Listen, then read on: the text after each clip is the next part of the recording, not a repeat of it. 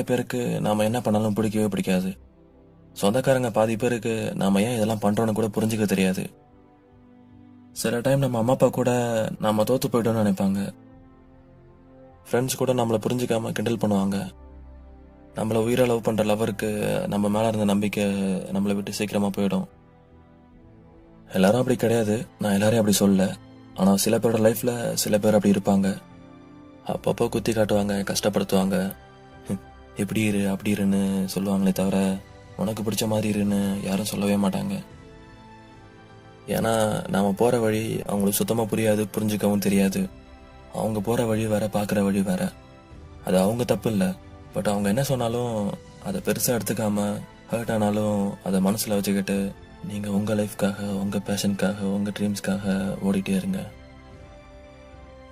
அப்படி ஓடிட்டே இருக்கும்போது தோத்து போனாலும் சந்தோஷப்படுங்க.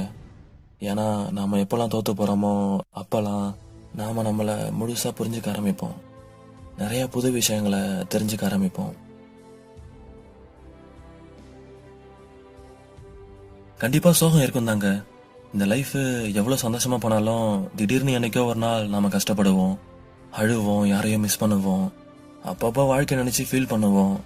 சில டைம் ஃபியூச்சரை நினைச்சு பயப்படுவோம். பட் உண்மையாவே இது எல்லாமே தவிர்க்க முடியாத ஒரு விஷயம்தான். ஆனா என்னைக்காச்சும் அதுல இருந்து உங்களால வெளியில வர முடியலனா உங்க கையை எடுத்து உங்க இதயத்துக்கு மேல வைங்க. நாம ஏன் இப்பயே பண்ணக்கூடாது? ஓகே, இப்பயே பண்ணலாம். ஹலோ, உங்களை தான். உங்க கையை எடுத்து உங்க ஹார்ட்டுக்கு மேல வைங்க.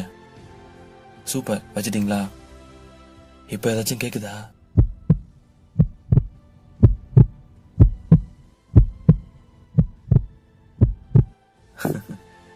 ரொம்ப அழகா துடிக்குது பாத்தீங்களா? நீங்க இன்னும் சாகலன்னு சொல்லுது. உங்களை இப்ப சிரிக்க சொல்லுது.